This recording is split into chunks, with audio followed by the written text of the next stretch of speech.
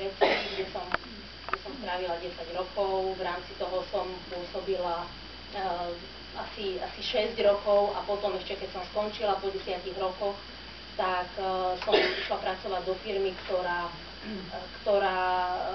pôsobila v Dubaji v oblasti informačných technológií. Takže mala som niečo z arabského sveta za sebou, mala som štúdium arabistiky, teda vlastne aj tá kniha, ktorá nevznikala iba na základe skúsenosti, ako častokrát sa aj dozvedáme, a je to naozaj pozitívne, že ženy, väčšinou sú to ženy, ktoré napíšu nejakú skôr beletriu alebo svoj príbeh alebo svoje skúsenosti.